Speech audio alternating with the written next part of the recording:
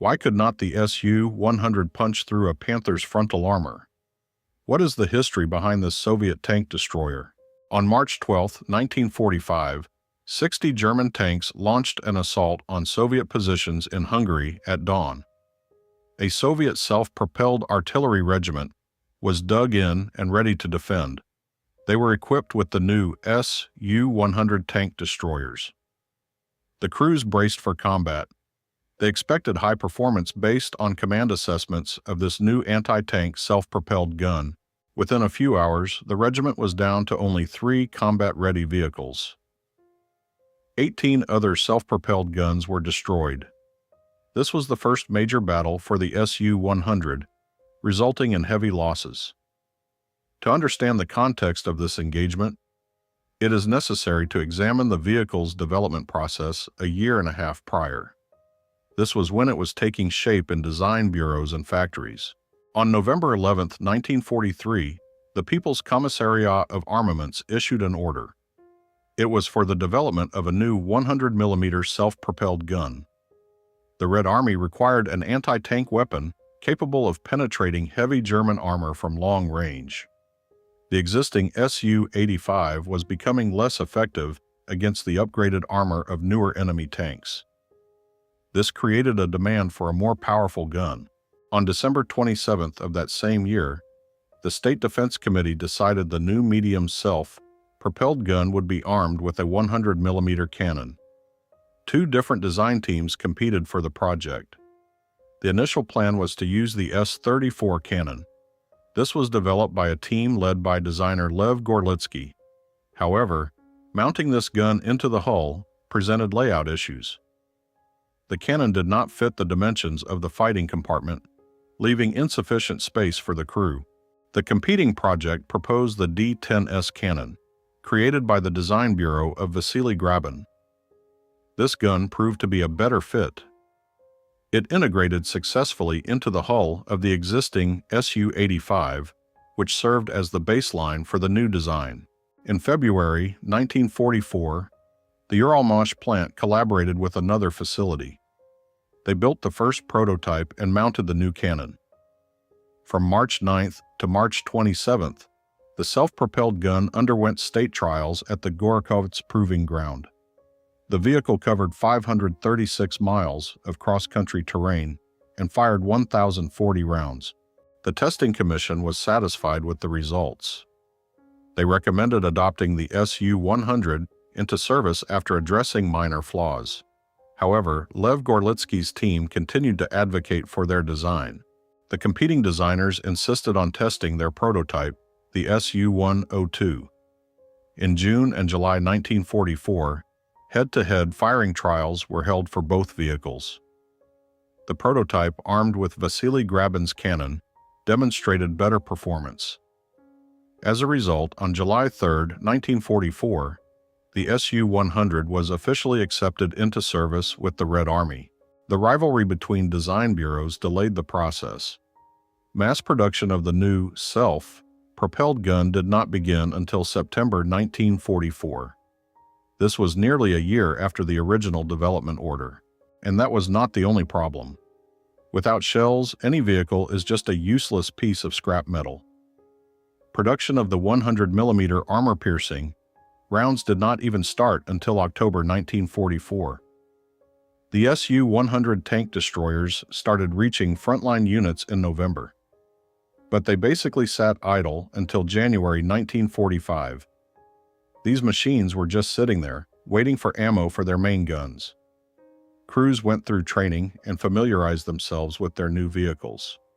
But because of the severe ammo shortage, they could not even conduct proper live fire exercises. The front line was desperate for a new weapon, but it was just gathering dust in the rear. The Su-100 only saw its first real combat near Budapest, and the area between Lake Balaton and Lake Velence. By that time, the war was already rapidly drawing to a close. The new Soviet tank destroyer had very little time left to prove itself. The main question was whether it could live up to expectations. Otherwise, it would just become another disappointment for Soviet self-propelled artillery crews. They were already used to their vehicles being outmatched by German heavy tanks in one-on-one engagements. The new SU-100 was a clear step up from its predecessor, the SU-85, in several important ways. Designers installed improved optics and observation devices. This gave the crew better situational awareness and allowed them to spot targets faster. The gun sights were also upgraded, providing more accurate fire at long ranges. They also significantly improved ventilation in the fighting compartment. This was absolutely critical during intense firefights. Propellant fumes would quickly fill the enclosed space of the tank destroyer. They could easily asphyxiate the entire crew. However, there were two major differences that really defined the new vehicle's combat capabilities. The first was the significantly more powerful 100mm D10S main gun. This replaced the old 85mm gun. The second major difference was the frontal hull armor. It was thickened to 75mm. This was up from just 45mm on the SU-85. On paper, the new tank destroyer was supposed to protect the crew better. It was also meant to take out enemy armor more effectively. But along with the advantages came some serious drawbacks. These did not become apparent right away. The large driver's hatch was cut right into the front armor plate. This created an obvious weak spot in the vehicle's defense. That glaring hole in the armor profile carried straight over from the SU-85 to the new model. The designers were fully aware of the issue, but they simply could not find a practical workaround. The large 100mm gun demanded major changes to the layout of the fighting compartment. The commander's station had to be pushed far out to the right side. As a result, this created what is known as a shot trap. This protrusion was protected by armor that was only 45mm thick. Enemy shells could easily punch through if they hit this area. German gunners quickly learned to target this exact vulnerability. You would think the powerful gun and thicker armor would have made the SU-100 a formidable opponent for any German armor. In practice, though, a completely different set of problems emerged. The long overhang of the heavy gun barrel made the vehicle clumsy and hard to maneuver. The tank destroyer ended up severely nose-heavy. The front road wheels took an absolute beating. They just were not originally designed to handle that kind of weight. The road wheels did not just wear out quickly, they literally fell apart during operation. The welds could not handle the constant stress. They simply started splitting apart. Cracks would appear on the armor plates. This was not from enemy fire. The armor was cracking just from driving off-road. The vehicle felt like it was shaking itself to pieces, even before it saw combat. Repair crews worked around the clock. They did whatever they could to keep the tank destroyers in fighting shape. Serious issues plagued the transmission too. It just could not handle the vehicle's increased weight. The gun's elevation mechanism was also notoriously unreliable. This severely impacted shooting accuracy. The sights would periodically fail at the worst moments. This happened despite the technical improvements from the factory. Manually aiming the heavy gun took a lot of physical effort. This meant gunners got exhausted very quickly during intense combat. Designers and factory engineers attempted to iron out these flaws. They modified the suspension design, reinforced the welded joints, and tweaked the aiming mechanisms. However, they could not completely eliminate the teething problems of the new vehicle. These issues plagued it right up to the end of the war. Crews had to operate highly temperamental machines. These machines demanded constant attention and careful handling. In combat conditions, achieving this was practically impossible. The main advantage of the SU-100 remained its D10S gun. That weapon was the primary reason the vehicle was created. The ammo loadout held just 33 rounds.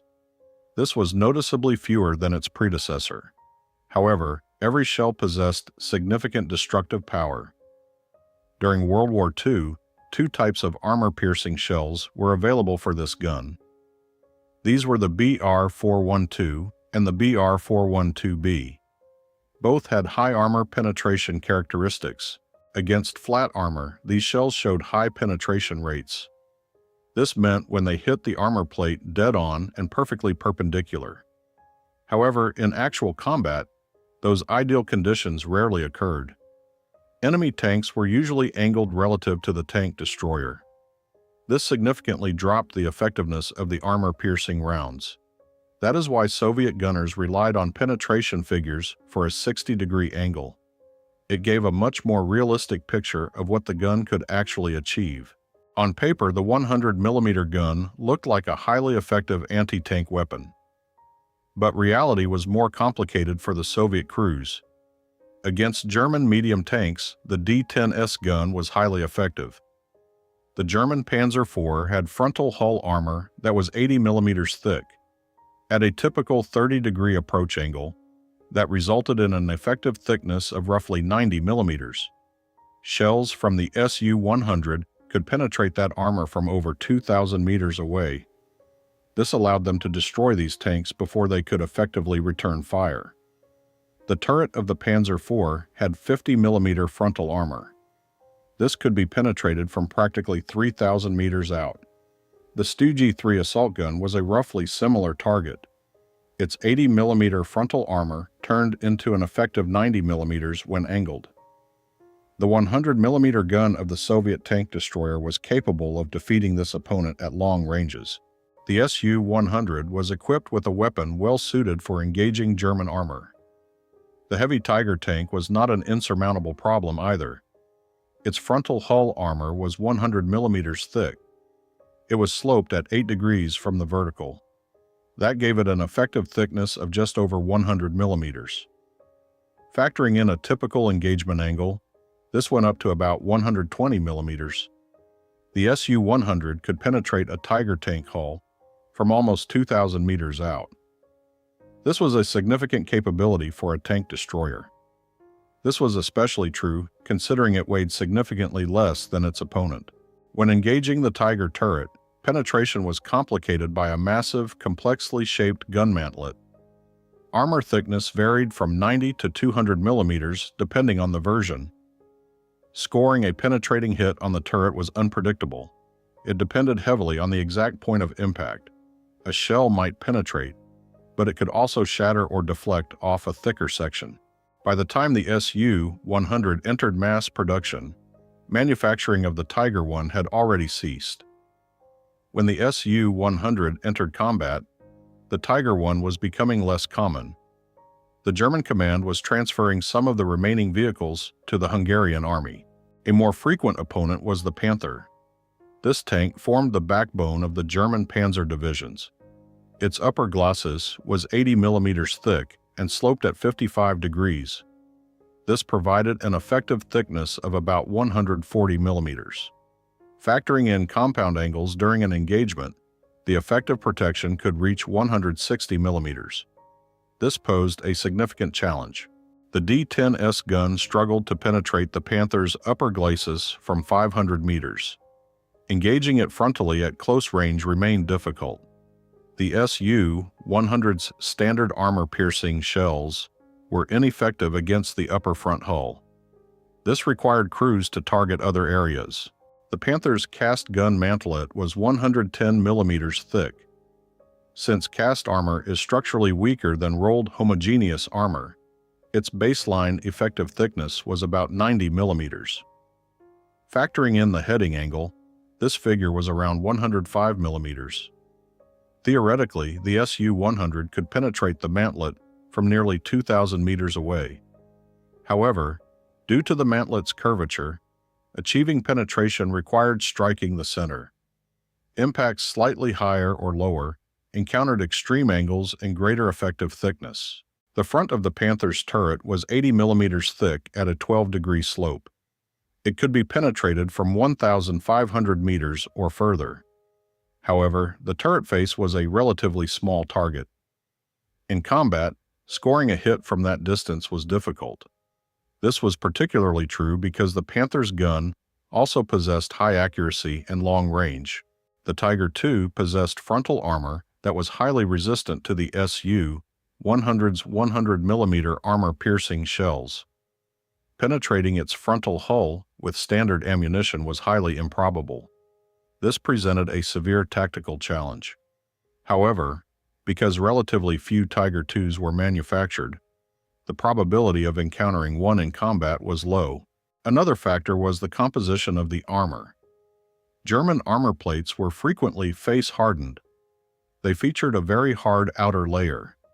This differed from rolled homogeneous armor, which has a uniform hardness throughout. Against this type of armor, shell impacts could be unpredictable. They often led to deflections. In some cases, shells could shatter or lose their armor-piercing caps. As a result, the practical resistance of the armor could sometimes exceed theoretical calculations. Soviet engineers developed a powerful 100mm gun. Due to its significant size and weight, it could not be installed in a standard tank turret. Instead, it was mounted on a self-propelled gun chassis. In terms of armor penetration, it had lower performance than the Panther's long 75mm gun. The German tank could reliably penetrate the SU-100. In contrast, the Soviet SPG struggled to penetrate the Panther's frontal armor. Regarding the SU-100's protection, the frontal armor was 75mm thick. It was heavily sloped, providing an effective thickness of approximately 98mm of vertical armor. At a 30-degree angle of engagement, this value increased to 113mm. These specifications provided adequate protection for a medium SPG against several German weapons. Panzer IVs and Stu-G3s equipped with 75mm guns could not penetrate the SU-100's frontal armor. This remained true even from 100 meters away. This gave Soviet crews an advantage against a significant portion of German armor. However, there were more dangerous opponents on the battlefield. The Tiger's 88mm gun could penetrate the SU-100's front plate from 1,600 to 1,700 meters. The Panther could achieve this from approximately 1,800 meters. Furthermore, the Tiger II could reliably destroy the Soviet vehicle from over 2,000 meters away. The SU-100 was most effective against medium German armor. In those situations, hitting the enemy's silhouette was often sufficient. Against heavier vehicles like the Panther, success relied less on raw firepower. Instead, it depended more on securing an advantageous position. Crews also needed to capitalize on tactical errors that exposed weaker angles. Tactical skill played a significant role alongside technical specifications. German forces captured SU-100s in combat and evaluated them. Specialists noted the increased armor penetration of the new Soviet gun compared to previous models. The introduction of the T-34 and K-V tanks in 1941 had a profound impact on German forces. Unlike that event, the new Soviet SPG was viewed as a more expected conventional development. German forces understood the capabilities of the SU-100 and developed tactics against it. When the 207th Self-Propelled Artillery Brigade received its vehicles, it deployed to Hungary during the final stages of the war. Initially, the brigade fielded 62 SU-100s. These were organized into the 912th and 1011th regiments. They had fully trained crews ready for combat operations. On March 12, 1945, German forces launched an offensive. They attacked with approximately 60 tanks supported by an infantry regiment. The attack began at 8:30 a.m. The Soviet brigade combat log reported that all enemy assaults were repelled. The attackers supposedly suffered heavy losses. However, the actual events on the ground were more complex. The Soviet defensive network in this sector was highly concentrated. Alongside the two SU-100 regiments, two anti-tank gun regiments were entrenched. They were supported by 18 T-34-85 tanks and infantry. Extensive minefields were laid ahead of the positions. This was done to delay the advancing forces. Breaking through such a defensive line presented a significant challenge. However, German units managed to clear lanes through the minefields. Following this, the defending Soviet infantry retreated from their positions. The withdrawal was rapid. It occurred before the anti-tank units could fully engage the advancing forces. The 1011th Self-Propelled Artillery Regiment absorbed the main impact of the assault. They engaged the enemy largely without infantry support. The neighboring 912th Regiment attempted to provide assistance, but the defensive line was ultimately compromised. The 1011th Regiment was nearly wiped out in this engagement. Out of their entire complement, only 3 combat-ready vehicles survived. The rest were left as burning hulks on the Hungarian plains. The after-action reports detail the exact toll. The 1011th Regiment had 18 SU-100s knocked out. The 912th Regiment lost another 3.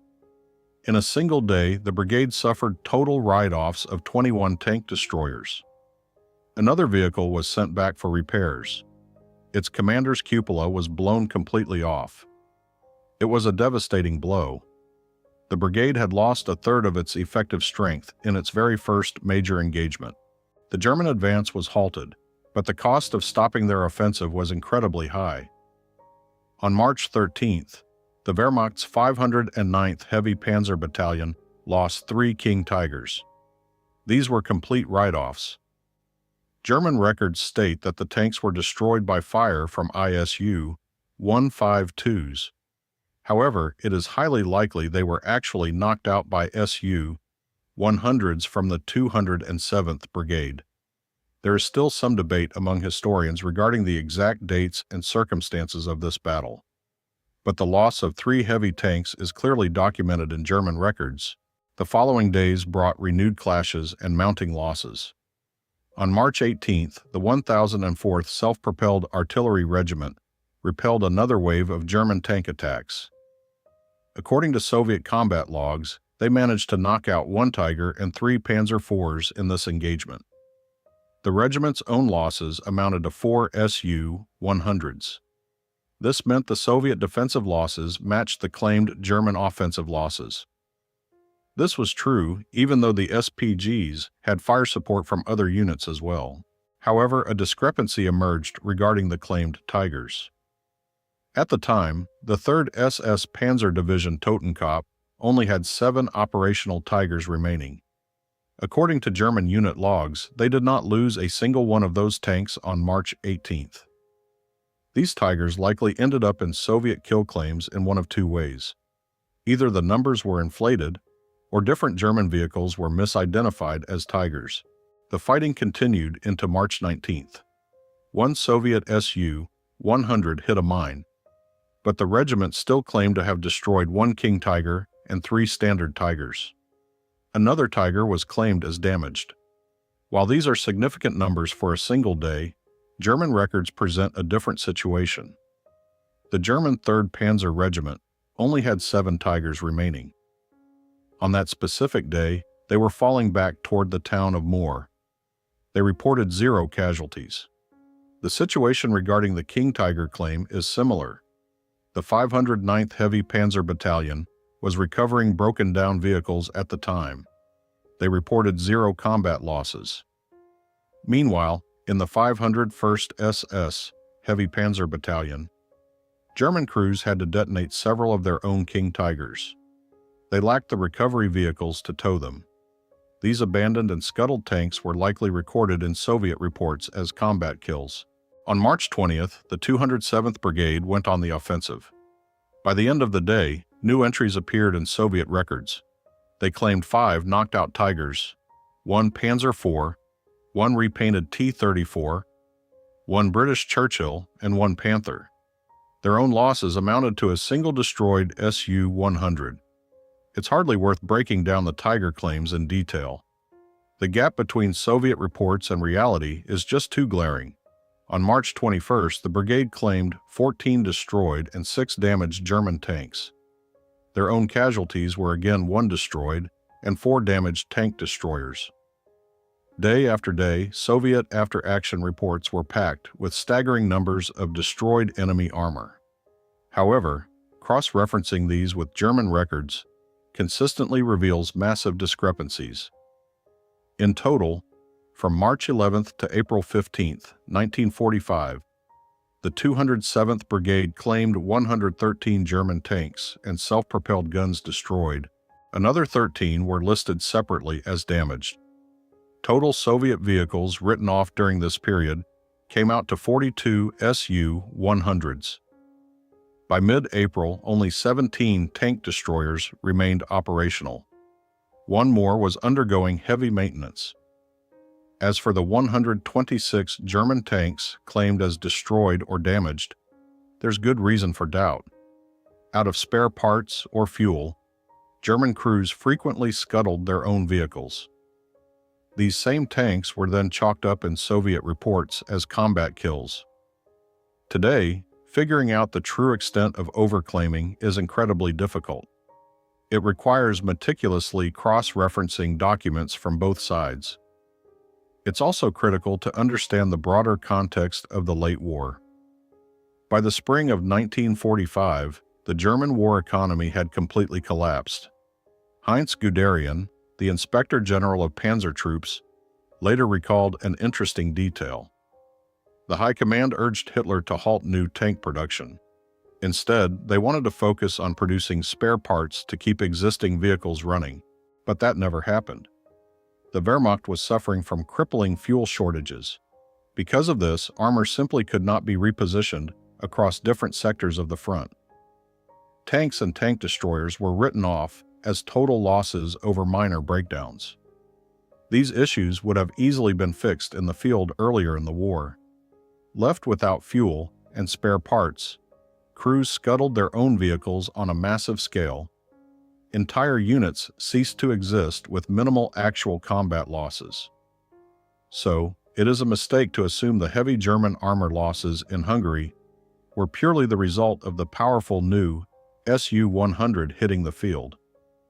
The documentary evidence paints a very different picture. The German war machine was collapsing from within.